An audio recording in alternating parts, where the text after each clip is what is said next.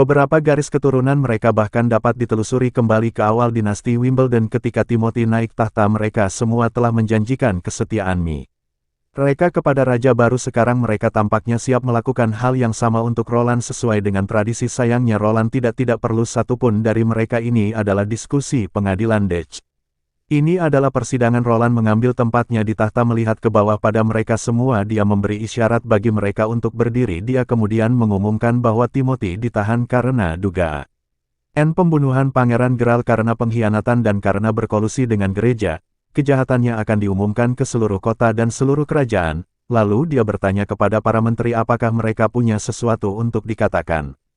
Salah satu bangsawan adalah orang pertama yang menjawab dengan menyatakan bahwa kejahatan seperti itu tidak dapat dimaafkan. Dia mengaku pernah mencoba untuk menghalangi Timothy tapi tidak ada gunanya. Para bangsawan lainnya mengangguk setuju. Roland mencibir dan bertanya apakah benar ketika Timothy melakukan tindakan keji seperti itu apakah dia hanya seorang pengamat atau apakah dia membantu tiraninya. Menteri yang lebih tua berbicara setelah Timothy naik ke tahta yang dia promosikan sejumlah besar loyalisnya. Apakah itu mengerahkan para ksatria atau merekrut pasukan itu di luar kendali mereka dari para menteri lama seperti mereka? Beberapa bangsawan dan menteri lainnya mencela dengan menambahkan bahwa ketika Gerald dikirim ke guillotine itu melewati pengadilan dan Algojo adalah para ksatria. Mereka tidak berdaya untuk menghentikan mereka. Pendapat Roland tentang para menteri ini merosot lebih jauh mungkin selama pendirian Kastil Abu-Abu. Para menteri mulia ini memang merupakan aids raja yang berharga, namun selama berabad-abad mereka telah menjadi sangat kaku dan korup. Berdiri Roland menyatakan jika mereka mengklaim bahwa semua kejadian tahun lalu tidak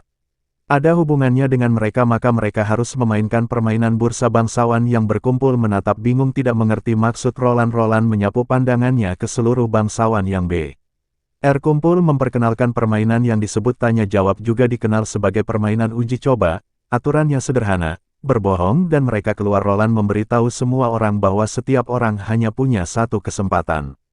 Kerumunan menelan ludah dengan gugup sebelum ada yang bisa mengucapkan sepatah kata lagi. Roland dengan santai menyebutkan bahwa mereka yang keluar bisa menghadapi hukuman seperti kerja rodi di penyitaan tambang dari pantat mereka atau pengasingan. Para menteri mulai panik dengan beberapa bahkan menuduh Roland memperlakukan ini sebagai permainan kekanak-kanakan. Beberapa bahkan berpikir untuk pergi, tetapi Roland tidak mencari pendapat mereka. Dia mendekati Duke Wick dan bertanya apakah dia telah berpartisipasi ketika Timothy memaksa pengungsi untuk menyerang wilayah Barat. Duke Wick setelah hening sejenak dan menundukkan kepalanya mengakui dia telah mengikuti perintah Timothy untuk merekrut pengungsi dari wilayah timur dan selatan, namun dia mengaku tidak menyadari bagian akhir dari pernyataan Roland. Roland merasakan sedikit cubitan di bahu kanannya, tanda berbohong. Dia menatap dingin ke arah Duke Wick menyatakan bahwa dia berbohong bahkan saat Wick mencoba mengoreksi dirinya sendiri. Dua prajurit dari Angkatan Darat Pertama telah menyeretnya pergi. Aula menjadi sunyi tanpa ada yang berani berbicara. Roland berharap kejujuran karena dia bisa membedakan kebohongan. Mendengar ini para menteri dan bangsawan berlutut mengakui dosa-dosa mereka dan memohon belas kasihan Roland karena Roland mengantisipasi ini adalah cobaan. Dia mengajukan banyak pertanyaan dan pada akhirnya para menteri dan bangsawan telah mengakui kejahatan mereka dan dosa-dosa dari tahun lalu. Seorang nobel bahkan mengakuinya pelayan itu telah tidur dengan istrinya ketika dia pergi berburu dan sebagai balasannya dia mengebiri pelayan itu tanpa pengadilan formal. Roland sejenak berpikir kembali. Pengakuan macam apa ini? Pada akhirnya beberapa dipenjara dan yang lainnya dibebaskan. Roland berdiri dan menginstruksikan semua orang untuk pergi. Sekarang dia akan memulai proses restrukturisasi tatanan keluarga dan akan memberitahu mereka nanti, tetapi dia memperingatkan mereka permainan ini tidak akan menjadi acara satu kali. Setelah menghabiskan sepanjang hari mengatasi masalah tersebut, sudah waktunya untuk bertemu. Timothy Axe dan Nightingale menemani Roland saat mereka menuju ruang bawah tanah tempat Timothy dikurung. Saat mereka mendekati sel, Timothy terlihat jelas bahwa dia tidak dalam kondisi mental terbaik, namun saat dia melihat Roland dia bertanya, siapa kamu sebenarnya? Suaranya yang serak bergema di seluruh ruang bawah tanah yang memperlihatkan campuran emosi yang jelas dan dapat dibedakan. Roland tidak terkejut dengan pertanyaan itu dibandingkan dengan Tilly yang interaksinya terbatas. Timothy lebih akrab dengan Pangeran Keempat. Setelah semua kepribadian Pangeran Keempat yang tidak menentu dan mudah berubah sebagian besar merupakan akibat langsung dari tindakan Timothy sendiri. Roland memandang Timothy dan dengan tenang menjawab, dia adalah Roland Wimbledon. Tidakkah Timothy mengenalinya? Timothy menjawab dengan gemetar, ini bukan Roland. Roland tidak akan pernah bisa menatap mata Nya secara langsung Roland tidak akan pernah berani menghadapinya secara langsung. Roland menggelengkan kepalanya menceritakan sebuah kejadian dari masa kecil mereka ketika dia berusia 12 tahun. Timothy bersama dengan Geralt dan Garcia telah mengundang Roland untuk menjelajahi ruang bawah tanah istana. Mereka kemudian mencuri kunci dari seorang penjaga dan mengunci Roland di salah satu sel. Ini rencananya adalah untuk kembali keesokan paginya untuk menertawakan kesialannya pergi. Setelah itu dalam keadaan tertawa terbahak-bahak dalam kegelapan itu kamar pangeran keempat muda itu sangat ketakutan hingga dia menggigil tak terkendali bahkan tidak berani berteriak keras. Pada akhirnya dia meringkuk di sudut sana mengubur kepalanya di lututnya sambil menangis terseduh-seduh. Pada saat ketiganya datang untuk mengejeknya keesokan paginya, wajahnya berlumuran air mata dan ingus. Saat itu dia bahkan tidak punya keberanian untuk menghadapi Timothy secara langsung. Mereka berdua saling menatap dalam diam untuk waktu yang lama sampai Timothy tidak tahan lagi akhirnya berbicara memecah kesunyian Roland. Setan-setan yang telah mengambil tubuh Roland untuk mencuri kerajaannya. Roland tidak repot-repot elaskan dirinya sendiri, sebaliknya dia membalas apakah perbuatan yang dilakukan Timotius kurang jahat daripada perbuatan setan yang membunuh ayah mereka sendiri, yang menyalahkan konspirasi pada saudara mereka dan kemudian mengeksekusinya untuk mempertahankan tahta. Timotius menangkap. Timotius tidak hanya bersekutu dengan gereja yang dibenci ayah mereka tetapi juga secara paksa merekrut warga sipil tak berdosa untuk menyerang wilayah Garcia. Bahkan pangeran keempat yang paling lemah dan tidak kompeten pun tidak luput dari Timothy. Hanya dalam waktu 1 tahun kerajaan itu berantakan dengan banyak kota yang hancur karena perang dan pengungsi tersebar di mana-mana. Bahkan mungkin iblis tidak bisa telah mencapai kekacauan seperti itu. Timothy dalam keadaan panik mencoba membela diri dengan teriak bahwa dia tidak membunuh ayah mereka, mengatakan ayah mereka bunuh diri seperti Roland. Ayah mereka dirasuki setan. Setelah mendengar ini Roland mengerutkan kening. Timothy mencengkeram jeruji dengan tegas bersikeras bahwa dia tidak berbohong. Ayahnya sedang berbaring di tempat tidur seperti biasanya dan kemudian dia hanya tersenyum sebelum menusuk dirinya sendiri dengan belati. Pada saat itu juga ayahnya juga mengenakan batu hukuman Tuhan. Semuanya terjadi begitu tiba-tiba sehingga Timothy tidak berdaya untuk menghentikannya. Roland melirik kembali ke Nightingale yang memberikan tatapan halus mengangguk tanda setuju. Timothy mengatakan kebenaran ini membuat Roland mempertimbangkan kemungkinan tipe penyihir yang terpesona begitu kekuatan mereka diaktifkan sepenuhnya mereka tetap tidak terpengaruh oleh hukuman batu Tuhan. Mungkinkah ini pekerjaan orang-orang murni atau mungkin gereja memiliki mengatur segalanya dari awal pertarungan untuk tahta yang tampaknya hanya dirancang untuk memicu konflik di dalam kerajaan sekarang tampak masuk akal. Namun Roland tidak memiliki bukti konkret untuk jawaban, hanya pendeta tinggi katedral kerajaan yang perlu ditanyai. Roland berbicara dengan Erius. Ini bukan alasan Timothy mengkhianati Geralt dan menyebarkan api perang ke seluruh kerajaan, berkolusi dengan gereja dan menggunakan pil gereja untuk menabur kematian dan membuat orang tak bersalah kehilangan nyawa mereka. Timothy membalas bahkan jika dia tidak menggunakannya bagaimana dengan Garcia? Jika semua orang sudah mengakui dia sebagai raja sejak awal semua ini tidak akan terjadi. Timothy merangkak ke pagar sambil mencengkeram jeruji besi dengan erat. Apa hubungannya ini dengan iblis? Apa yang direncanakan Roland untuk dilakukan? Roland dengan dingin menatapnya. Apa yang ditunggu Timothy adalah deklarasi kejahatannya, sebuah penghakiman dan kemudian eksekusi seperti Geralt. Namun perbedaannya adalah bahwa rasa bersalah Timothy tidak dapat disangkal. Ketakutan mencengkeram Timothy membuat kakinya lemah. Dia mencengkeram jeruji dengan erat dan berteriak, Roland tidak bisa membunuhnya. Iblis tidak bisa berdiri di depan semua orang. Kekuatan para dewa akan menghancurkannya jika Roland menginginkan kerajaan yang dia butuhkan. Timothy membantu kekuatan gereja jauh lebih kuat daripada yang pernah dibayangkan Roland. Timothy hanya mengetahui hal ini dari buku harian pribadi ayah mereka. Roland hanya menjawab dia tahu jauh lebih banyak daripada Timothy. Roland juga tahu seperti apa jalan di depan itu adalah perjalanan yang berbahaya dan Timothy tidak cocok untuk memimpin orang-orang. Roland bicara perlahan untuk mempersiapkan tantangan yang akan datang. Nasib Timothy harus berakhir di sini, tapi jangan khawatir, perjalanannya ke neraka tidak akan sepi. Banyak orang akan menemaninya karena tidak ada lagi yang perlu dikatakan kepada Timothy. Roland menyerahkannya ke bukit. Sebelum pergi dia berdiri mengabaikan teriakan dan kutukan Timothy dan keluar dari ruang bawah tanah. Saat melihat Timothy Hill merasakan hatinya bergetar, bukan karena takut tapi kegembiraan yang pasti. Itu adalah kegembiraan yang tidak bisa dia tahan. Dia akhirnya bisa membalas dendam pria ini. Sebelumnya dia adalah Bunuh istrinya. Hill memperkenalkan dirinya dengan tenang, menggambarkan bagaimana dia berbaur di antara tikus-tikus dan kedai-kedai, mengumpulkan informasi tentang gerakan-gerakan Timothy, kemudian mengatur dan menganalisis intel untuk dipresentasikan kepada Raja Roland. Timothy menyipitkan matanya dengan marah, berteriak kembali. Mengapa dia menceritakan semua ini padanya? Dia tidak peduli dengan seorang pengkhianat yang mengkhianati rajanya sendiri. Dia terus berteriak, Roland adalah iblis dan Hill melayani iblis hanya demi seorang wanita. Bibir Hill melengkung menjadi senyum tipis ketika dia memohon kepada para dewa dan tidak menerima tanggapan. Dia telah bersumpah jika dia bisa mencapai balas dendamnya, dia akan dengan sukarela mengikuti bahkan iblis ke kedalaman neraka. Nightingale bertengger di J.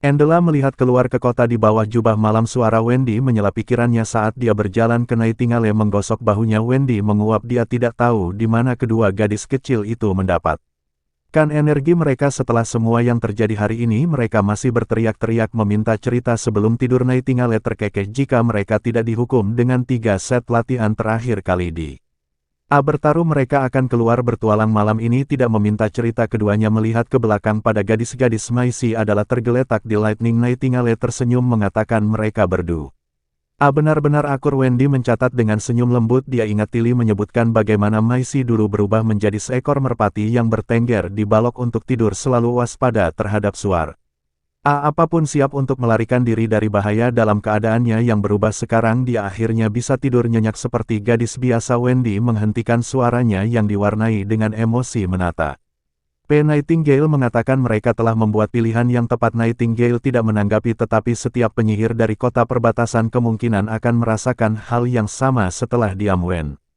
Ye bertanya apakah Nightingale ingin kembali dan melihat Nighting terkejut sesaat Wendy menunjuk keluar jendela ke arah tertentu. Silver City, rumah Nightingale dengan kecepatan. Maisie tidak akan memakan waktu lama dan saudaranya masih di sana. Nightingale aku tidak menyangka Wendy akan membicarakan hal ini. Dia ragu sebentar sebelum menggelengkan kepalanya. Sekarang adalah waktu yang krusial untuk menstabilkan ketertiban kota. Ada musuh potensial di mana-mana.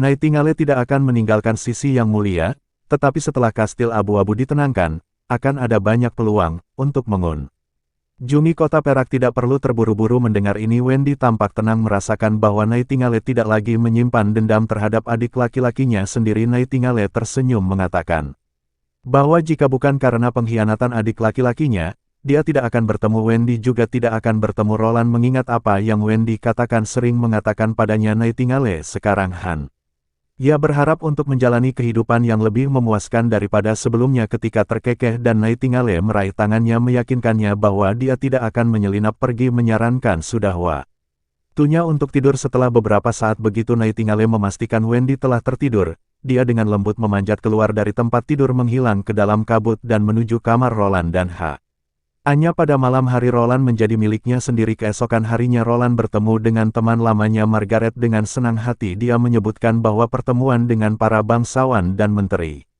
selama beberapa hari terakhir tidak membawa dia sangat gembira melihat Margaret. Dia meyakinkannya bahwa tempat itu sangat aman dan tidak ada orang luar yang bertanya apakah dia memiliki sesuatu yang rahasia untuk didiskusikan dengannya. Margaret berkata dia dipercayakan oleh seseorang untuk menyampaikan pesan kepada Raja Roland sendirian. Lord Thunder ingin bertemu dengan Roland. Setelah mendengar ini, Roland sangat terkejut. Bukankah Lord Thunder, sang penjelajah Viot yang paling hebat, sudah meninggal dalam sebuah kapal karam? Margaret menggelengkan kepalanya. Thunder tidak ingin mengungkapkan keberadaannya terutama kepada Lightning. Itulah sebabnya dia harus memberitahu Roland secara diam-diam. Thunder menyebutkan bahwa dia telah menemukan sebuah pemandangan di sebelah barat Shadow Alesmung. Terkait dengan reruntuhan kuno dari ratusan tahun yang lalu. Roland pasti tertarik padanya. Baru kemudian Roland menyadari bahwa Thunder sudah berada di ibu kota. Dia memandang Margaret dan dia tidak tampak sedikit terkejut dengan kembalinya Thunder dari kematian yang seharusnya. Seandainya Margaret tahu tentang ini sendirian, dia mengangguk sambil berkata bahwa perang petir batu ajaib digunakan oleh Thunder untuk melacak lokasinya. Perjalanan pertama Margaret ke Border Town juga untuk memastikan keselamatan petir. Setelah Thunder menyadari bahwa petir telah turun di wilayah Rolande, ia memutuskan untuk merahasiakan keberadaannya untuk menghalangi putrinya dari jalan. Seorang petualang. Roland sedikit terdiam. Dia pikir teknologinya telah menarik investor asing. Margaret terkekeh. Many Ebutkan kelulusannya ke kota perbatasan untuk membuka perdagangan baru. Rute baginya untuk menyadari seluruh cerita Roland meyakinkannya bahwa dia tidak bisa meninggalkan istana sekarang jika Thunder ingin melihatnya. Margaret bisa membawanya ke istana kapan saja dengan menjanjikan dia tidak akan mengungkapkan apapun kepada petir. Margaret mengungkapkan rasa terima kasihnya dan membungkuk menjanjikan balasan cepat saat dia meninggalkan pengawal. Roland melaporkan bahwa seorang bangsawan yang mengaku sebagai teman lama Raja Roland sedang menyebabkan keributan di luar. Bersikeras memasuki istana Ita ini mengejutkan Roland. Dia bertanya tentang nama pengunjung dan para penjaga menjawab namanya adalah Sir York. Roland hampir tersedak tehnya. Segera seorang pria agak gemuk dengan rambut pirang ikal ke atas dan pirang kulit memasuki. Roland hampir lupa tentang orang ini, tetapi setelah mendengar namanya ingatan membanjiri kembali. Tuan York berjalan ke kantor masih memancarkan udara seorang bangsawan manja bahkan mengetahui Roland telah menjadi Raja. York menyambutnya dengan pelukan antusias yang sama. York menyebutkan dia tidak seperti pengecut lainnya yang takut pada Timothy. Roland mengangguk berdaya menatap teman lamanya, pria dengan gelar tangan ajaib yang pernah sedekat saudara dengannya saat Roland merasa dikucilkan oleh saudara-saudaranya dan bahkan dipukuli oleh Tilly. York Lahian menyelamatkannya dengan memperkenalkannya pada kesenangan bangsawan tinggi dan bahkan memiliki sekelompok pengikut yang lebih muda di sana. Perintah sementara moralitas tindakan mereka mungkin dipertanyakan. Pangeran keempat selalu menganggap York sebagai sahabatnya. Bersandar di bahu Roland, York menyarankan mereka harus pergi minum karena dia kembali ke kota. Lalu bersandar di telinga Roland, dia bisik apakah Roland ingin melihat Nyonya Josephine atau Nona Burung setelah menghabiskan malam bersama mereka. Tampak seperti Nona Roland. Tiba-tiba sebuah sensasi dingin terpancar dari belakang Roland. Tatapan dingin menusuknya langsung diarahkan ke York. Suara York terhenti melihat sekeliling dengan bingung merasakan penurunan suhu yang tiba-tiba. Roland dengan cepat menyela mengatakan dia tidak pernah memiliki hubungan dengan mereka. Dalam pikiran Roland, bahkan jika ada hubungan itu dengan pangeran keempat bukan dia, penyangkalannya tulus dan dia berharap Nightingale tidak dapat membedakan kebohongan apapun karena dia pada dasarnya mengatakan kebenaran. Karena itu adalah pangeran keempat yang sudah melakukannya dan bukan dia seperti yang diharapkan. Perasaan dingin berkurang setelah tanggapannya menyentuh dagunya. York berkata, tetapi Roland jelas menghabiskan malam bersama mereka bukan? Roland menekankan tidak ada yang terjadi malam itu. York tampak bingung sejenak tetapi segera mendapatkan kembali senyum awalnya. Terus mengundang Roland ke rumah bordil terbaik di ibu kota. Roland melambaikan tangannya dengan acuh tak acuh mengatakan dia hanya akan menghabiskan malamnya di istana sekarang. Dia tidak akan pergi ke tempat-tempat itu lagi. Mengatupkan tangannya seolah-olah dalam doa, dia dengan saling menyatakan bahwa dia tidak lagi memiliki keinginan duniawi seperti itu. York mengangguk menge. Dia paham dengan semua pelayan istana cantik di sekitar Roland pasti ingin menikmatinya terlebih dahulu. Dia memutuskan untuk berbagi beberapa keterampilan uniknya dengan Roland untuk memastikan bahwa semua wanita tidak akan pernah melupakannya. Mengingat masa lalu ketika Roland selalu mengganggunya untuk belajar, dia pikir sekarang sebagai Raja Roland kemungkinan akan memiliki lebih banyak kasih daripada yang pernah dia miliki. Keterampilan ini pasti akan berguna. Roland dengan cepat membungkam. York hampir mengulurkan tangan untuk menutupi mulutnya. Dia tidak bisa membiarkan Jock terus bocorkan masa lalu mereka bersama, terutama tidak dengan dekat. Andale berpotensi mendengarnya seperti pengungkapan lengkap dari semua rahasia gelapnya. Roland menekankan dia bukan orang yang sama seperti dulu. York mengangguk. Tentu saja Roland adalah raja sekarang. Menyela dia. Roland mencengkeram bahu York mempertanyakan apakah dia punya permintaan untuknya. York menyeringai dingin. Mungkin Roland bisa memberinya gelar menteri. Tidak ada pangkat tinggi, hanya mengawasi tim patroli akan cukup. Dia berjanji untuk mencambuk tikus-tikus dan gerombolan itu menjadi anak kucing. Roland memutar matanya ke dalam. Membayangkan York memimpin regu patroli menggoda dan secara langsung memicu perkelahian dengan bangsawan muda lainnya adalah pikiran yang menakutkan, namun menempatkannya di posisi yang sesuai mungkin berfungsi sebagai publisitas yang baik yang menunjukkan bahwa siapapun yang setia bisa memiliki kesempatan promosi dalam transisi kekuasaan ini. Selain ketidakmampuan York untuk mengendalikan dorongannya, dia tidak memiliki sifat buruk yang signifikan. Kuncinya adalah menemukan posisi yang cocok untuk seseorang seperti dia. Setelah merenung sejenak, Roland memberitahu Jock bahwa seseorang akan memberitahu dia dalam beberapa hari. Dengan ekspresi ceria York meninggalkan kantor. Tidak lama setelah kamu melangkah keluar, kemudian Nightingale muncul di belakang menanyakan siapa Lady Josephine dan Nona. Nadanya diwarnai dengan rasa ingin tahu dan apa teknik khas yang York bicarakan yang memang menantang. Pertanyaan untuk dijawab berjalan ke jendela dan berpura-pura merenung. Roland menjawab hanya Dua wanita yang dia temui di masa lalu. Nightingale menyela mengingat York berkata mereka sangat merindukan Roland. Roland dengan nada serius berkata apa yang mereka rindukan bukanlah dia tapi prestise dan kekayaan yang terkait dengan menjadi seorang pangeran. Untuk teknik tanda tangannya, itu agak rumit dan tidak layak disebutkan. Selain itu bukan sesuatu yang akan pernah dia butuhkan atau gun. Akan Nightingale menahan tawa sambil menutupi mulutnya dengan tangannya. Roland berkata dengan sungguh-sungguh, dia penasaran saat itu, tetapi dia tidak membutuhkan trik itu lagi. Dia berbalik untuk Mel. Lihat Nightingale yang karena suatu alasan mengalihkan pandangannya, rona merah samar muncul di pipinya. Dia mengangguk dan berkata dia percaya Roland. Sekarang Roland merasakan beban terangkat dari pundaknya. Dia lega telah menyelesaikan kesalahpahaman dengan Nightingale. Sekarang perhatiannya teralih kepada Explorer dari The Field. Thunder membungkus dari kepala sampai kaki dengan hanya matanya yang terbuka. Thunder bergerak tanpa suara ke dalam istana. Begitu masuk dia melepaskan jubah dan syalnya yang berat sambil membungkuk dan memberi hormat. Ini adalah suatu kehormatan untuk bertemu dengan ya. Yang Mulia Roland. Thunder melanjutkan dan berterima kasih kepada Roland karena telah merawat petir. Roland tersenyum menanggapi dan dia berterima kasih kepada Thunder atas perawatannya terhadap Tiliset. Elah dia pindah ke lorong tidur. Dia sering menyebutkan bantuan yang dia terima dari Thunder. Thunder kemudian menyelidiki rincian penemuannya yang mencengangkan yang membuat Roland tercengang air membe. Untuk padat platform menentang gravitasi. Thunder mengungkapkan keinginannya untuk membangun kapal uap yang tidak bergantung pada penjualan dan sangat cepat setelah meluangkan waktu sejenak untuk mempro. Ses informasi. Roland menjawab ini bukan tentang uang. Dia akan memproduksi kapal secara gratis dan mempekerjakan teknologi terbaik yang dimilikinya. Thunder tampak sedikit terkejut tapi sebelum dia bisa menyuarakan pikirannya Roland memotongnya. Ini bukan hanya tentang usaha pribadi Thunder lagi untuk menjelajahi hal yang tidak diketahui. Untuk mengungkap misteri dunia memiliki arti penting yang sama pentingnya dengan mengubah takdir umat manusia. Roland sepenuhnya mendukung eksplorasi Thunder dan semua yang Roland minta sebagai balasannya adalah Thunder segera berbagi penemuan baru dengannya.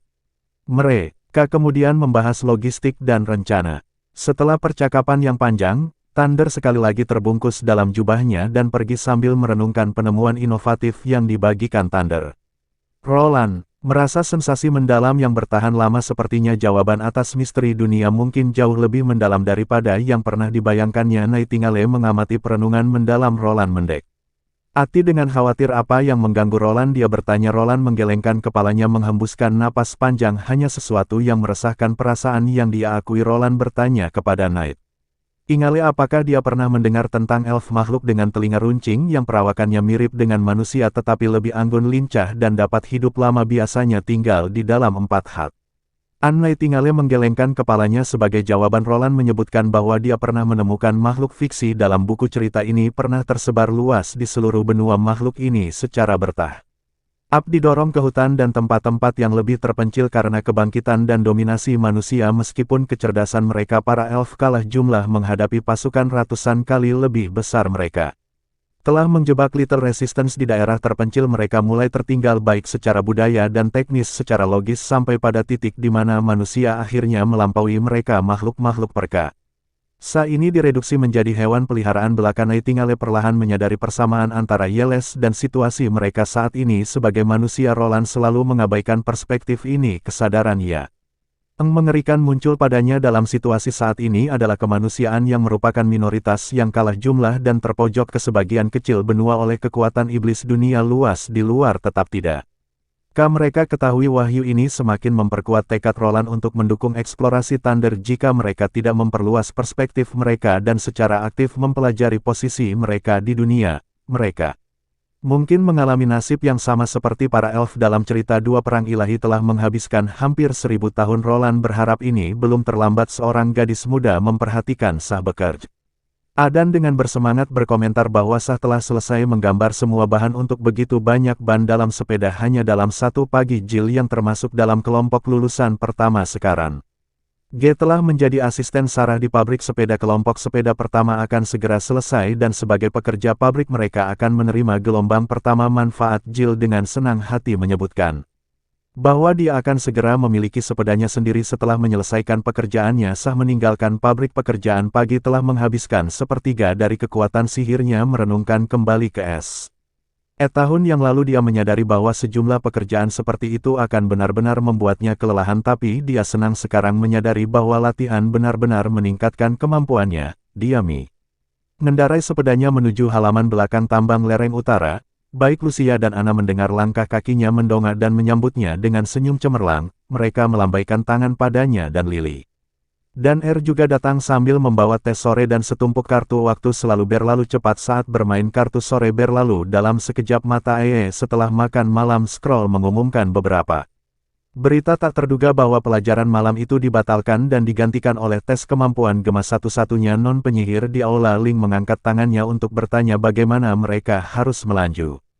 Tekan Scroll tersenyum dan menjawab bahwa yang harus mereka lakukan hanyalah mendengarkan dengan penuh perhatian. Agatha berdiri sambil berkata jika tidak ada pelajaran dia akan kembali ke kamarnya. Scroll menggelengkan kepalanya menjelaskan bahwa alasan ujian ini adalah karena Agatha. Tatapan semua orang beralih ke Agatha termasuk Sah dan tertuju padanya melihat lingkaran hitam di bawahnya matanya.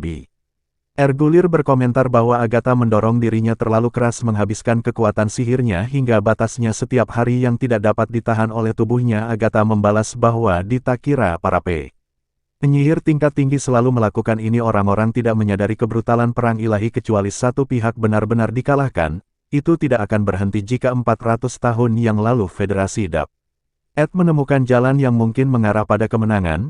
Dia percaya mereka akan bersedia mengorbankan segalanya bahkan jika itu berarti mengorbankan nyawa mereka. Gulungan itu berbicara dengan lembu.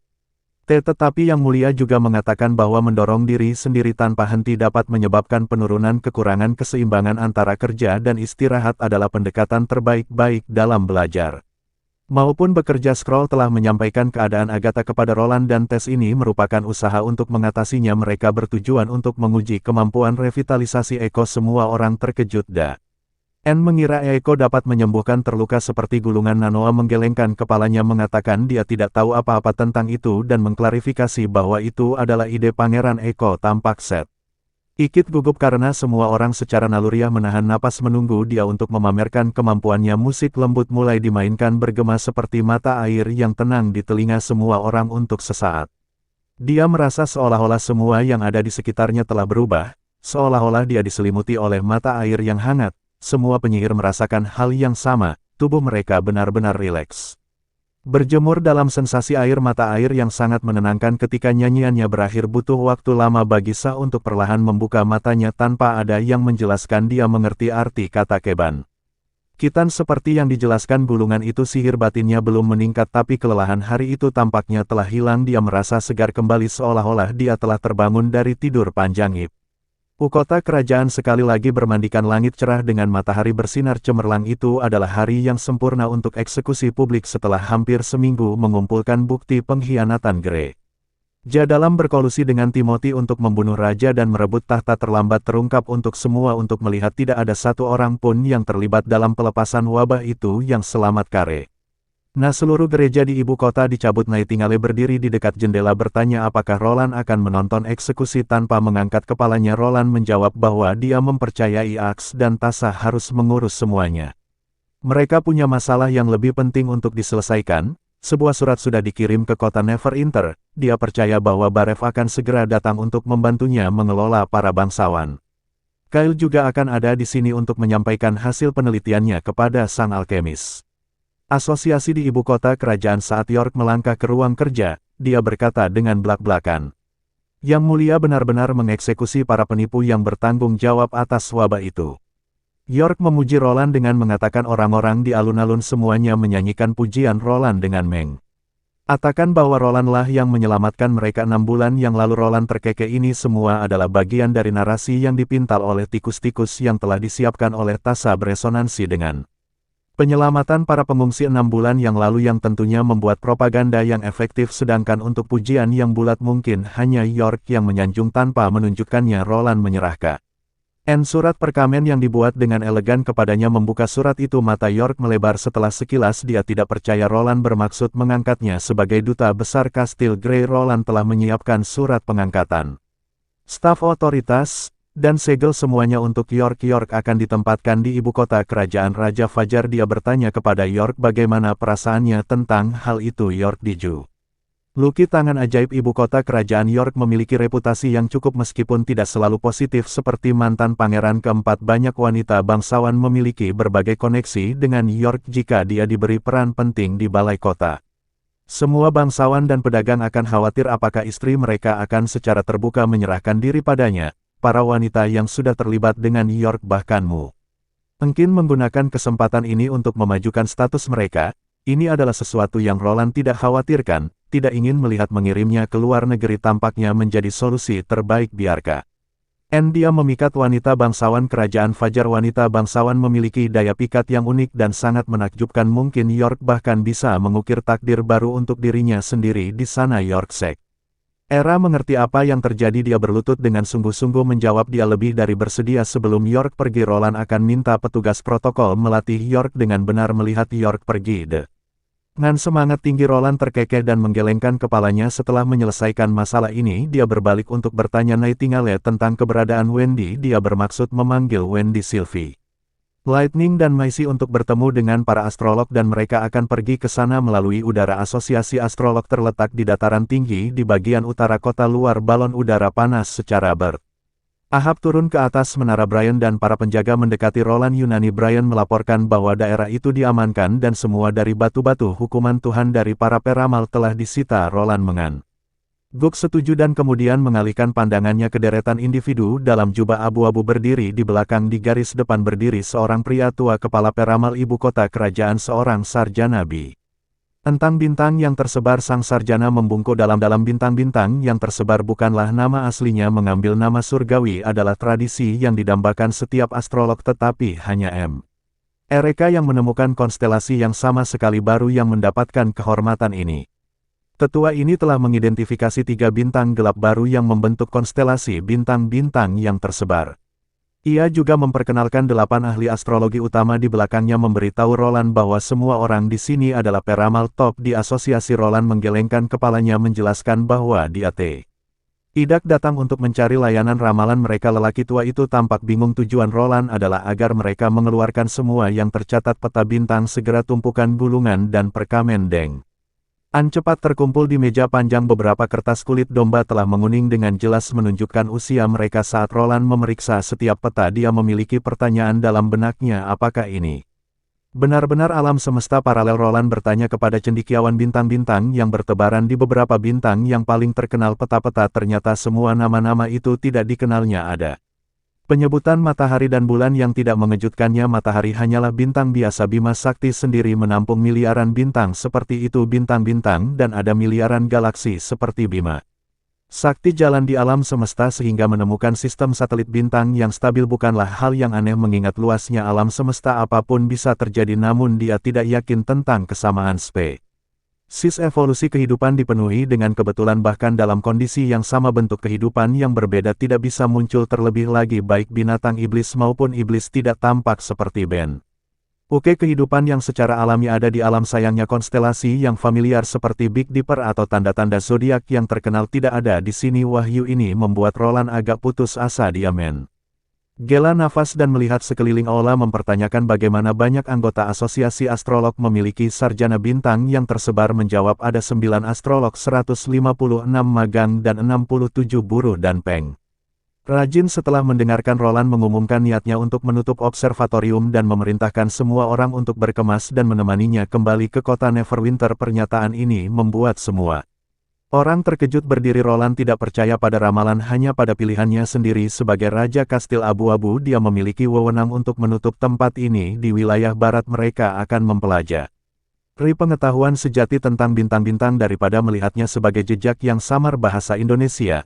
tentang takdir. Kepala peramal bangkit perlahan dan berkata menghormati keagungannya, memberi tahu Roland bahwa dia tidak dapat melakukan ini setiap saat. Mereka harus mengamati bintang-bintang tanpa terganggu oleh hal-hal lain. Perintah ini datang dari leluhur Roland. Roland terkejut dan memperhatikan ekspresi terkejut dari kerumunan. Roland bertanya siapa yang bisa mengatakan dengan pasti apakah apa yang diklaim oleh kepala astrolog itu benar.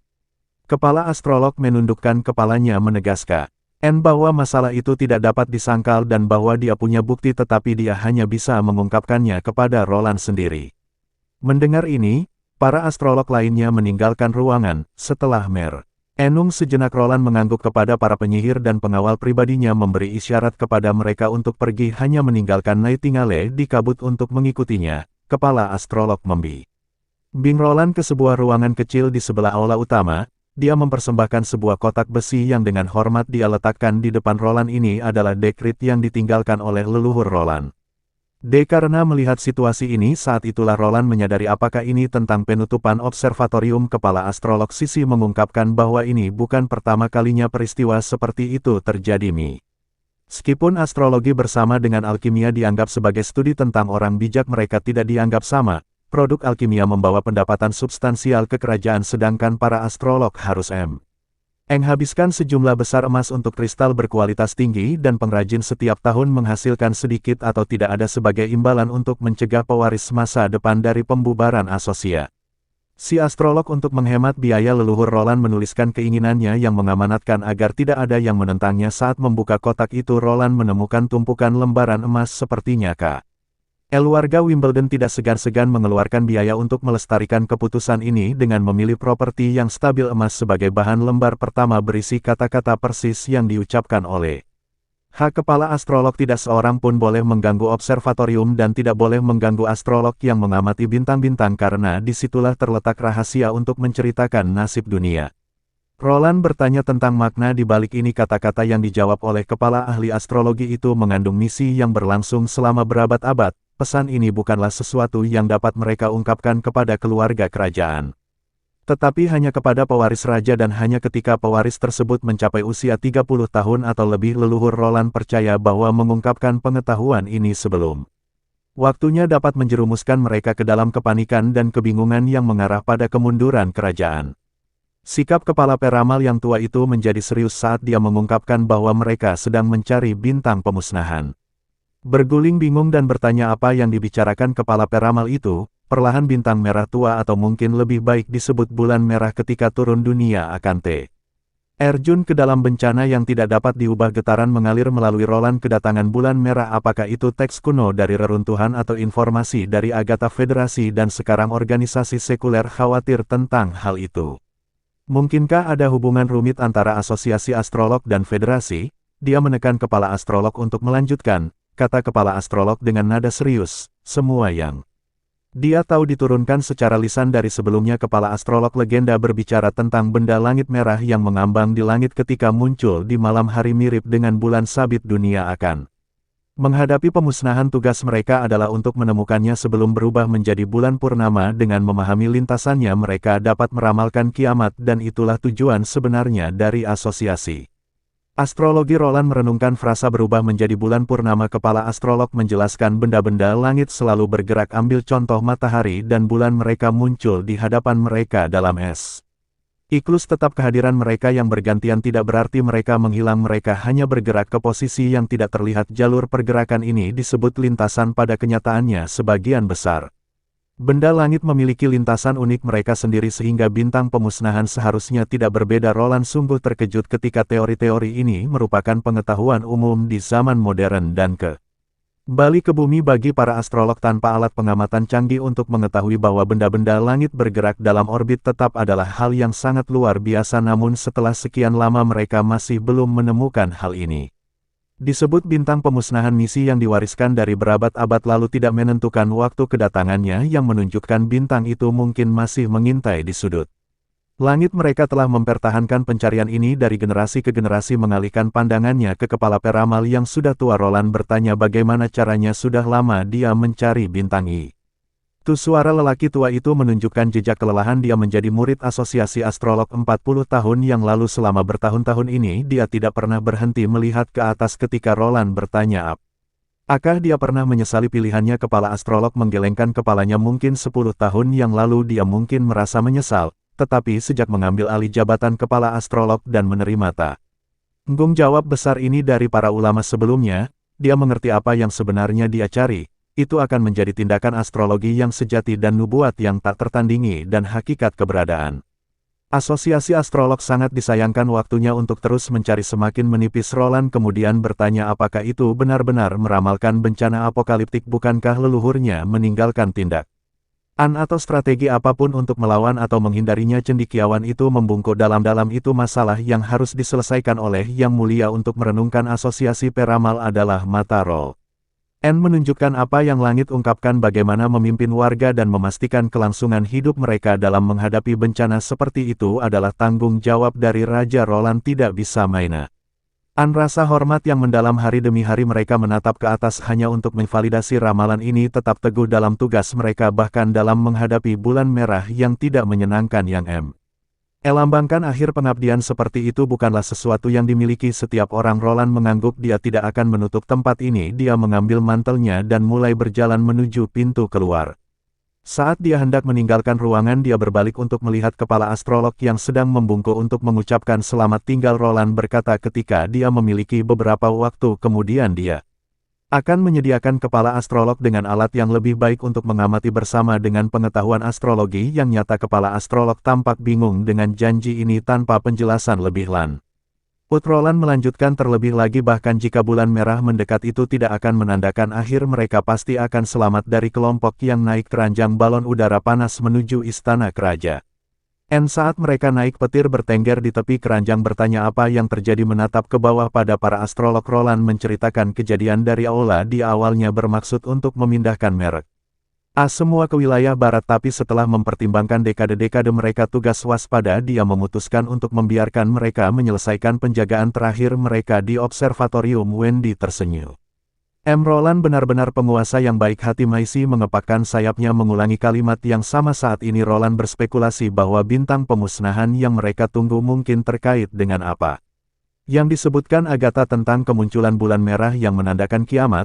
Ramalan ini kemungkinan besar terkait dengan para penyihir. Peristiwa ini mungkin berasal dari para penyintas federasi yang mendirikan kota dan kerajaan mereka.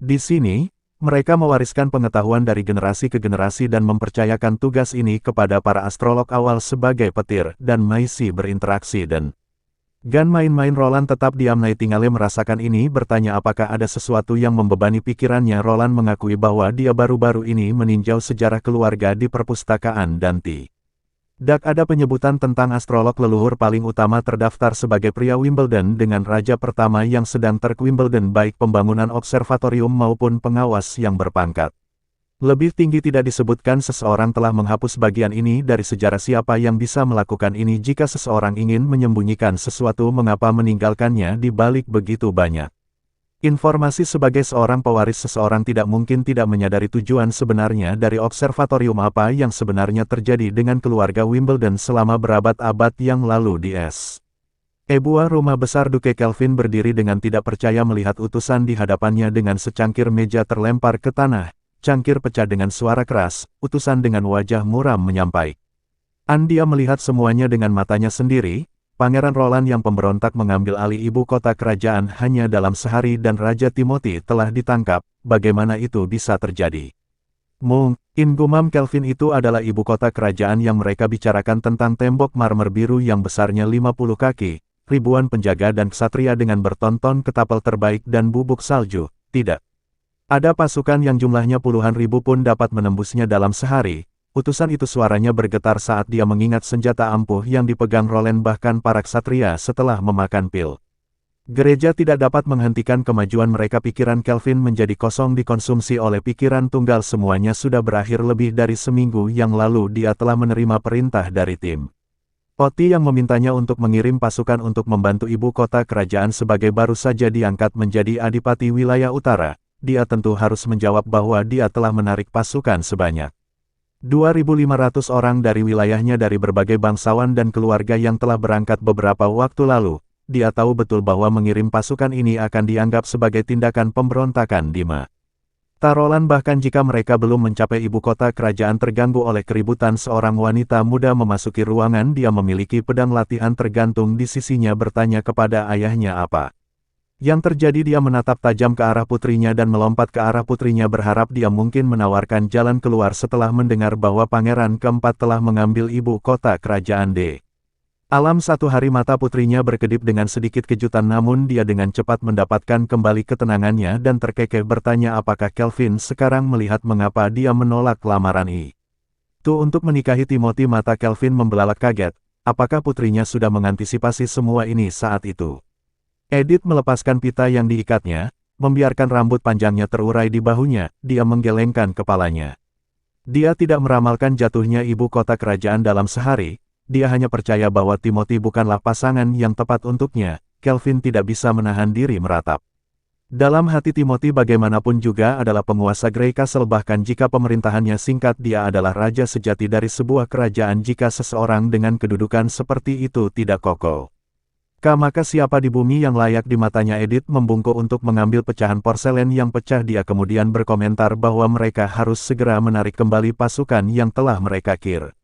Penyesalan mewarnai suara Kelvin. Pasukan telah bergerak selama 4 hari dan mereka bahkan tidak yakin dengan rute pasti mereka. Dia takut mungkin sudah terlambat untuk menelepon. Edith menata De Broke. NPHS menjadi bentuk 3 kota di atas meja dan menyarankan ayahnya untuk segera mengirim seseorang ke Valley Town.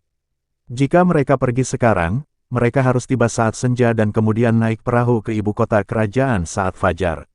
Dengan cara ini, mereka harus mencapai ibu kota sehari sebelum pasukan mereka TRS. Terlepas dari rute mana yang diambil pasukan mereka, mereka pada akhirnya akan bertemu di jalan utama menuju gerbang utara. Jika mereka mencari ke arah yang berlawanan di sepanjang rute ini, mereka harus dapat mencegat pasukan mereka sebelum mereka mencapai pinggiran ibu kota kerajaan. Elvin segera mengeluarkan perintah mendesak utusan untuk berangkat sekarang. Setelah utusan itu bergegas pergi, Edith terus bertanya kepada ayahnya apakah mereka bisa menahan serangan dari Pangeran keempat. Kelvin merasakan getaran mengalir di tulang punggungnya. Tembok kota KN abadi bahkan tidak setengah dari besar tembok ibu kota kerajaan. Mereka mungkin akan runtuh dalam waktu kurang dari 1 menit. Hari ketika berhadapan dengan senjata api yang mengerikan itu, Edith menambahkan hampir mengingat kekuatan mereka tidak akan cukup ayahnya menjadi seorang duke dengan bersekutu dengan Timothy di Mat. Arolan keluarga mereka mungkin terlihat tidak berbeda dari musuh. Jika mereka ingin garis keturunan keluarga mereka terus berlanjut, mereka harus berbuat lebih banyak dan lebih proaktif. Kelvin mengerti situasinya. Dia harus berjanji setia pada Pangeran Roland, tapi bagaimana Pangeran keempat bisa diyakinkan untuk mempercayainya? Dia bertanya dengan gerakan cepat. Edith mengacungkan pedang latihannya.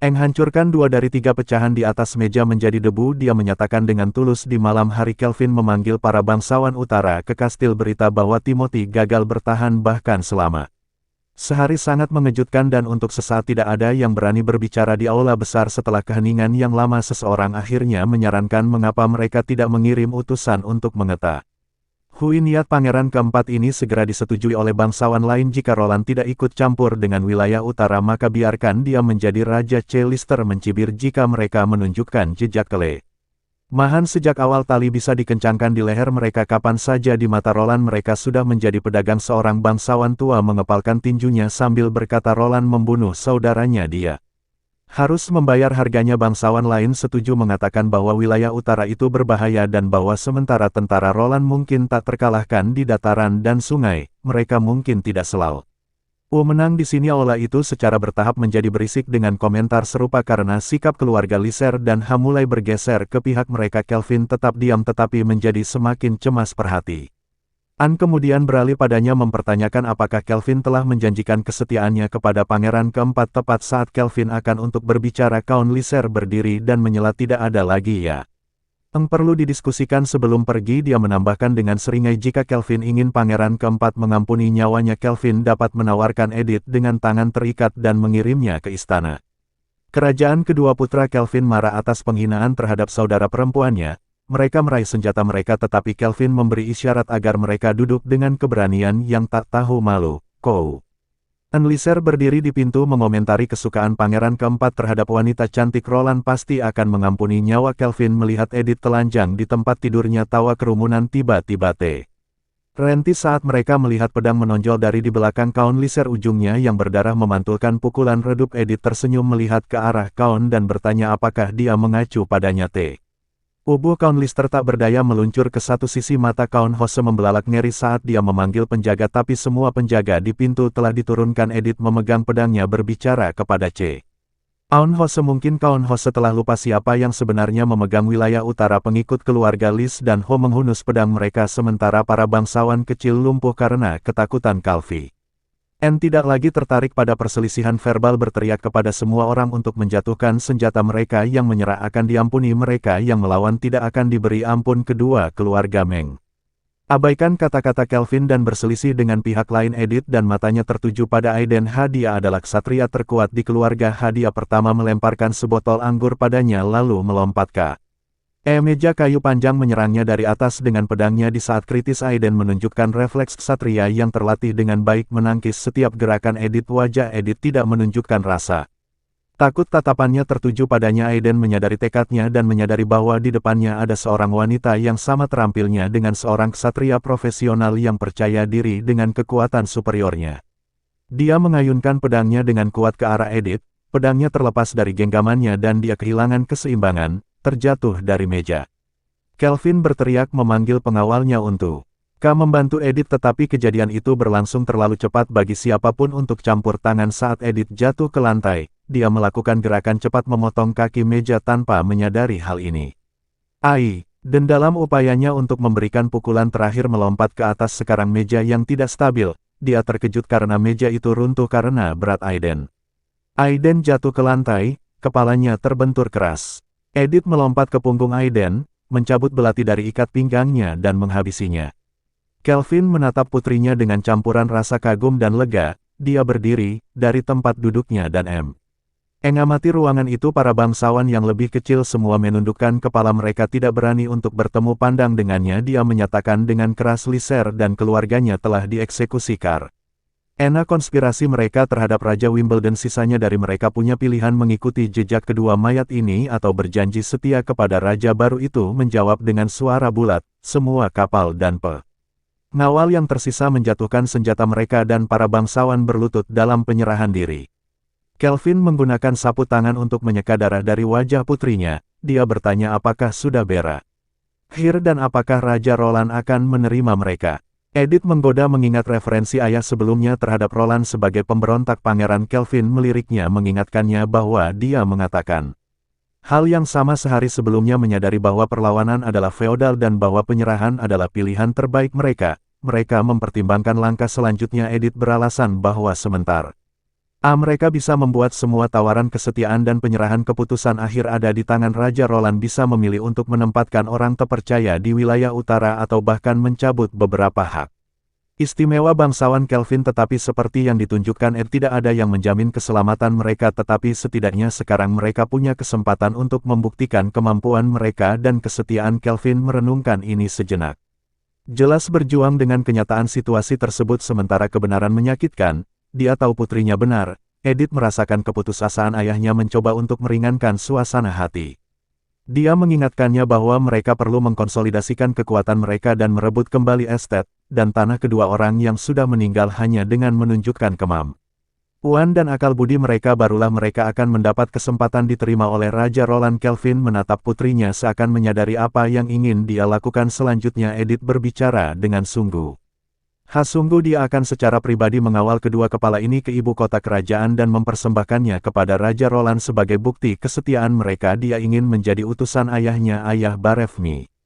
Natap tembok kota yang tinggi dan biru. Setelah 1,5 tahun dia akhirnya kembali ke ibu kota kerajaan. Semen kapal perlahan berlabuh dan Baraf ditemani oleh Kyle melintasi jalan-jalan yang familiar untuk memasuki istana kerajaan. Barev dipenuhi dengan kegembiraan yang luar biasa. Pangeran keempat telah mengalahkan Timothy seperti yang diharapkan dan melakukannya dengan bersih dan tegas sekali.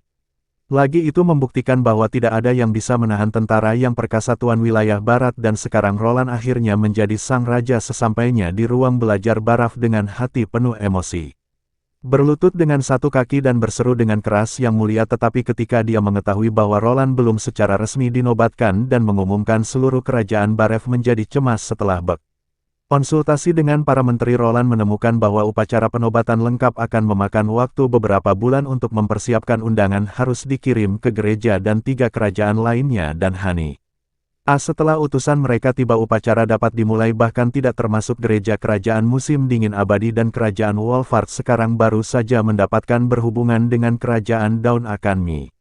Makan waktu lebih dari sebulan ini akan sangat menghalangi tujuan serangan musim semi. Pada titik ini tidak banyak yang bisa dikatakan. Barf. Roland kemudian berbalik ke Kyle berharap dia bisa merekrut Talent dari Asosiasi Alkemis Ibu Kota Kerajaan dengan tersenyum dia bertanya pada Kyle apakah kepala alkemisnya punya cara untuk membujuk para alkemis di ibu kota kerajaan. Kyle tertawa dan berkata saja kejadian baru-baru ini di ibu kota kerajaan membuat kepala alkemis ibu kota kerajaan Bernard semakin gelisah meskipun ibu kota secara bertahap kembali tenang. Pangeran keempat belum mengunjungi Asosiasi Alkemis malah pergi ke observatorium asal terlebih dahulu. Ini sepertinya pertanda buruk.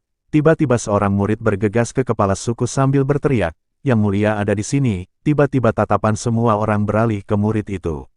Murid itu menunjuk ke langit dan berkata dari atas, udara panas yang besar, balon turun mendarat di tengah Asosiasi Alkemis. Seorang alkemis berdiri di samping Bernard berkomentar ini pasti alat yang digunakan pangeran keempat untuk pergi ke observatorium asal. Bernard berbisik mencengkeram lengan orang itu mengatakan tidak apa-apa bagi mereka untuk memanggil pangeran secara pribadi tapi mereka harus menunjukkan rasa hormat yang pantas selama perkenalan formal. Saat keranjang menyentuh tanah, Roland, Kyle dan Nightingale melangkah keluar dipimpin oleh 3 kepala alkemis. Semua alkemis membungkuk serempak untuk menyambut kedatangan Roland. Roland tersenyum mengingat kisah dari masa kecilnya tentang Asosiasi Alkemis yang terkenal baik itu kaca kristal atau parfum. Produk alkimia mereka sangat dicari bahkan diekspor hingga sejauh Viot membawa keuntungan besar ke Kastil Gris. Roland memberitahu 3 kepala alkemis bahwa setelah dia tiba di kota perbatasan Roland juga telah membangun bengkel alkimia. Setelah mendengar ini hampir membuat ketiga kepala suku tertawa terbahak-bahak. Mereka berjuang untuk menahan ekspresi mereka yang mengkhianati sedikit ironi.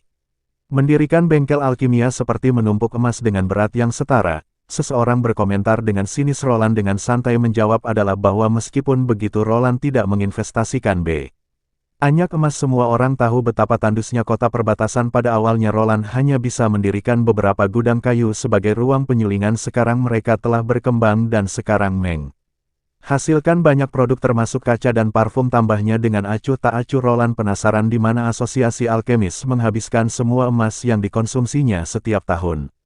Hati Bernard tenggelam. Saat dia memahami implikasi Roland menunjuk ke arah Kyle. Ini adalah kepala alkemis kota perbatasan. Kyle akan meninjau pencapaian Asosiasi Alkemis ibu kota kerajaan jika belum ada produk inovatif dalam beberapa tahun terakhir. Roland berpikir akan lebih baik untuk menutup asosiasi setelah semua yang baru saja mereka alami adalah perang dan banyak jalan dan tempat tinggal membutuhkan emasan.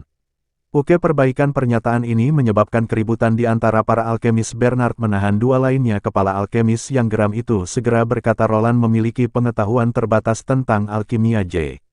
Kemungkinan besar dia telah disesatkan. Seni alkimia itu luas dan beragam. Setiap formula mewakili pencapaian baru. Tidak ada seorang pun yang dapat menegaskan bahwa keberhasilan reaksi tertentu tidak ada artinya dan nilainya tidak dapat diukur begitu saja diukur dalam emas. Jika ada yang mengatakan sebaliknya mereka pasti menipu. Roland melihat ke arah Kyle yang menjawab. Asosiasi Alkemis berbicara seperti ini karena pemahaman mereka tentang alkimia hanyalah dangkal. Kyle bersedia menunjukkan kepada Roland bahwa formula mereka bukanlah hal baru dan apakah hasil mereka kegunaannya sudah ditentukan.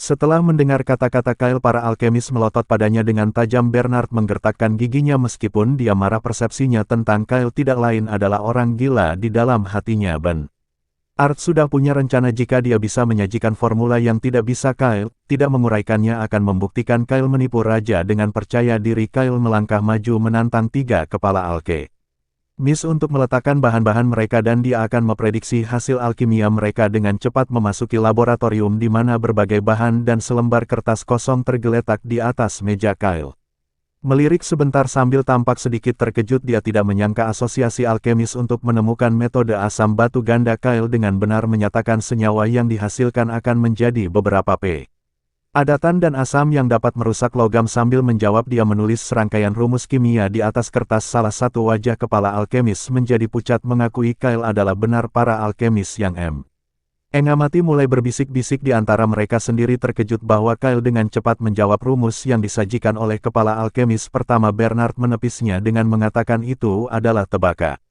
Yang beruntung masih ada 2 pertanyaan lagi untuk masalah kedua. Kyle melihat dengan santai dan mengidentifikasi perangkap. Mengetahui ini adalah reaksi besi sulfat dengan strip tembaga. Dia menyatakan bahwa jika kandungan asam terlalu rendah reaksi tidak dapat dilanjutkan. Jika konsentrasinya tinggi pemanasan akan mengubah cairan menjadi biru dan gelembung akan naik. Kyle mengambil botolnya sambil Menggoyangkannya sedikit dia melihat benda padat berwarna putih yang terendam dalam air dan mengatakan bahwa benda ini sangat langka jika dibiarkan terkena udara maka bisa terbakar secara spontan. Hasilkan asap putih dan meninggalkan benda padat berwarna putih. Bernard benar-benar tercengang. Jumlah orang yang telah melihat benda padat itu mungkin tidak melebihi 10. Dia tidak pernah membayangkan Kyle akan mengetahuinya. Kerumunan itu seketika suasana menjadi ramai. Semua orang mulai menghujani Kyle dengan pertanyaan-pertanyaan yang mengejutkan Bernard. Suasana di aula berubah dengan cepat. Para alkemis yang marah berubah menjadi mencari bimbingan dan sikap mereka menjadi jauh lebih hormat. Saat itulah Bernard menyadari bahwa Kyle dipandang sebagai salah satu kepala alkemis di setiap orang mata. Seorang kepala alkemis botak di tengah kerumunan memukul meja dengan keras membungkam semua orang sambil berkata ini hanyalah rumus yang telah lama dipahami oleh asosiasi alkemis. Dia menyatakan dengan lantang jika Kyle benar-benar mengetahui semua rumus seperti punggung tangannya maka tunjukkan satu yang tidak ada satupun dari mereka pernah melihat. Mungkin pengejaran utama alkimia para alkemis Hadir merasa prestasi seperti itu mustahil tetapi untuk ketidakpercayaan semua orang bibir Kyle melengkung menjadi senyum tipis di bawah tatapan tajam dari anggota asosiasi alkemis. Kyle dengan percaya diri berkata jika mereka hanya ingin melihat Turning Stone menjadi emas. Tentu saja seorang kepala alkemis menoleh ke Kyle tergagap. Apakah Kyle benar-benar memurnikan batu filsuf aula menjadi sunyi? Senyap dan jawaban semua orang ingin mendengar. Kyle menggelengkan kepalanya. Yang disebut batu filsuf seperti yang dikatakan legenda di antara alkemis dapat berubah menjadi zat apapun. Dia menyeringa. Itu hanyalah rekayasa oleh alkemis kuno yang mencari jalan pintas. Apa yang akan ditunjukkan Kyle kepada mereka adalah misteri dunia yang sebenarnya. Dia mengeluarkan tabung kaca dari kantongnya dan memajangnya dengan megah. Dia bertanya kepada seorang pemuda di dekatnya. Secangkir air bersih gumaman memenuhi ruangan. Mereka semua mengenali tabung itu yang berwarna bening flawless. Hu mengidentifikasinya sebagai gelas kristal berkualitas tinggi. Kyle mengambil balok melanite dari meja dan menghancurkan salah satu ujung tabung menjadi pecahan-pecahan yang menimbulkan desahan penyesalan dari para penonton. Tidak percaya Kyle akan memecahkan kaca kristal berkualitas tinggi seperti itu. Lalu dia meminta 2 batang timah. Salah satu kepala suku menyela Kyle dengan menegaskan bahwa karena ini adalah reaksi alkimia. Tidak masalah siapa yang melakukannya, yang menunjukkan mungkin ada semacam jejak tipu daya pemain saat bermain. Mereka harus melanjutkan dengan hati-hati. Kyle tanpa ekspresi hampir tersenyum setuju bahwa langkah terakhir apakah dilakukan oleh seorang alkemis atau murid akan menghasilkan hasil yang sama. Bernard menawarkan diri untuk melanjutkan. Kyle menginstruksikan Bernard untuk memakai sarung tangan dan pelindung wajah sambil memegang tongkat. Bernard menaruhnya dengan hati-hati di cangkir itu membuatnya heran. Rona emas muncul di permukaan batang timah, tangannya gemetar tak terkendali. Seseorang berteriak. Itu emas? Kepala botak itu berkata dengan tak percaya. Itu mungkin hanya tembaga. Kyle tidak mungkin tahu metode untuk mengubah logam menjadi emas. Kalau tidak, Kyle bisa saja membeli seluruh kastil abu-abu dengan emas tak terbatas. Bukan hanya menjadi kepala alkemis untuk penguasa kota perbatasan. Kyle menggelengkan kepalanya. Dia memilih jalan ini bukan untuk emas atau kekayaan, tapi untuk memahami dunia ini. Jika ada yang percaya sebaliknya, mereka bisa menjalankan tugas mereka. Percobaan sendiri pasti para alkemis utama dari ibu kota kerajaan dapat membedak antara tembaga dan emas. Namun verifikasi selanjutnya tidak mengungkapkan kejutan. Untaian emas dari batang timah dikikis, ditempatkan di piring dan dilelehkan di atas api menyatu menjadi gumpalan gel. Itu tembaga itu adalah emas asli. Rasa keakraban melanda Bernard saat dia melihat Kyle. Kenangan dari 30 tahun yang lalu tumpang tindih dengan sosok yang berlutut di hadapannya. Kyle muda telah ditolak oleh Bernard untuk bergabung dengan asosiasi alkemis ibu kota kerajaan. Kyle kemudian kembali ke air Crimson Kota untuk melanjutkan penelitiannya. Menemukan formula alkimia keduanya hanya ketika dia berusia 30 tahun. 6 tahun kemudian dia menjadi kepala alkemis kota air merah. Selama ini Kyle selalu melihat asosiasi alkemis ibu kota kerajaan sebagai pesaing meskipun mereka tidak pernah menganggap asosiasi alkemis kota air merah sebagai ancaman. Itu adalah Roland dari kota perbatasan yang terpencil yang akhirnya mengulurkan tangan pada Kyle membuka pintu baru untuknya saat para pekerja magang mengeru. Kyle membombardirnya dengan pertanyaan tentang emas asli di hadapan mereka. Kyle mengangkat tangannya untuk meredakan keributan. Dia menjelaskan bahwa apa yang mereka saksikan berasal dari sebuah buku kuno yang mencakup semua potensi rumus alkimia dan mengungkapkan misteri komposisi alam semesta. Melalui itu Kyle menyatakan mereka bahkan dapat memprediksi rumus alkimia yang belum pernah mereka Ihat sebelumnya termasuk transmutasi menjadi emas jika mereka mengikuti Kyle ke wilayah barat. Kyle berjanji untuk mengajar mereka semua kembali di istana. Kyle menyatakan keinginannya untuk kembali ke kota perbatasan sambil menyeruput tehnya. Roland berkomentar Kyle dapat menemukan hiburan terbaik di sini. Jika dia pergi sekarang dia mungkin tidak memiliki kesempatan untuk kembali untuk waktu yang lama. Kyle dengan tegas menjawab dia tidak seperti yang mulia Roland, dia tidak ingin pergi. Ikatan yang masih ada di sini, masih banyak pekerjaan yang harus dilakukan di laboratorium dan pabrik kimia Roland. D merasa agak terkekang oleh respon sejak stabilisasi situasi di kota. Semuanya menjadi aneh. Pada awalnya dia mendengar banyak wanita mengaku sebagai kekasihnya dan kemudian bahkan menuduh anak-anakmu. Encul dia tahu ini hanya rumor belaka, tapi masalahnya reputasinya sebelumnya sudah sangat ternoda sehingga banyak yang akan percaya. Bahkan yang paling aneh sekalipun Roland berdeham memberitahu Kyle bahwa dia akan mengatur kapal uap untuk mengangkutnya kembali ke wilayah barat besok. Setelah membungkuk hormat Kyle pergi, namun Roland merasa gembira mengetahui Kyle akan membawa banyak alkemis bersamaan. Ya, ke wilayah barat. Nightingale muncul dari kabut menggoda bertanya Roland apakah kebahagiaannya karena Nona Bert dan Nona Rosef. Roland hampir tersedak teh menertawakannya dan menjelaskan bahwa kegembiraannya adalah karena 320 alkemis bersedia melakukan perjalanan ke wilayah barat. Orang-orang terampil ini dengan sedikit pelatihan akan menjadi aset yang sangat berharga baginya dan wilayah barat. Roland memindai daftar itu sambil tertawa kecil ketika dia memperhatikan beberapa nama terakhir. Nama-nama 3 kepala alkemis dari asosiasi alkemis juga ada di sana. Kyle tidak menolak mereka sebelum pergi. Kyle telah memberitahu Roland bahwa dia telah mengambil kembali apa yang benar menurut pengetahuannya tentang keretakan antara Kyle dan asosiasi alkemis kerajaan.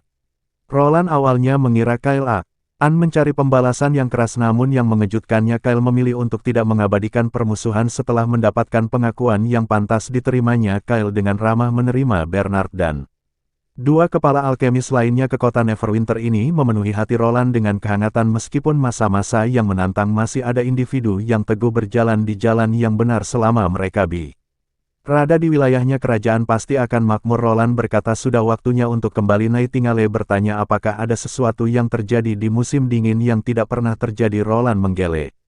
Engkan kepalanya mengungkapkan bahwa madu dan ramping telah kembali. Suara Nightingale terdengar sedikit teredam. Entah kenapa seperti yang dia sarankan, tidak perlu ada pertemuan besar untuk kepulangan ini.